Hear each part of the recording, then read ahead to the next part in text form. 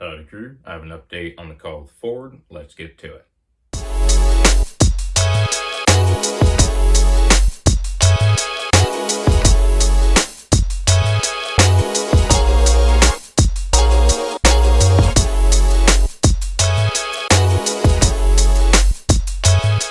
As y'all saw the other week when I picked up the custom F350 Lariat for the welding rig, it had a scratch on a molding piece in the back seat area.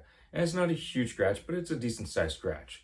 And the dealership didn't see it when they did their initial checks when they got the truck, but I saw it when I was picking up, so they gave me kind of an IOU from the dealership, and they said that they would call me, and they hadn't this past week. The entire week they hadn't called me, so I gave them a call and called the dealership main phone number. They sent me to parts sent me to someone else, and mind you, each time being put on hold a little bit, and then that person put me on hold, sent me to someone else, and just went in this huge circle back to parts.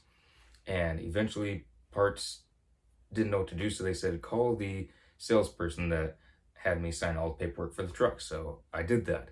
They're not in today. They said to call back beginning of the week. So business days, business part of the week. So that's how the phone call went there. It took all this time and nothing happened. It was similar to the call earlier in the day, as y'all saw for Chase. Kind of nothing really happened. So it's unfortunate, but things like that happen. Again, I'm being very candid about this. I'm not here to put these vlogs out, say that this process is easy, smooth. I'm not trying to make it look bad. I'm not trying to make Chase look bad. I'm not trying to make Ford look bad, or the process of a welding rig look bad. It's just sometimes there's calls like that to where you have to do all this calling, all this questioning, and nothing happens. You have to get it done a different day. Not for being lazy or anything. It happens. It really just happens. You can't do anything about it. There's not a single thing you can do about it. And is that unfortunate? Yes, it is. It feels like wasted hours, but it's gonna happen. It will happen. I can guarantee it. So I just want to put that out there.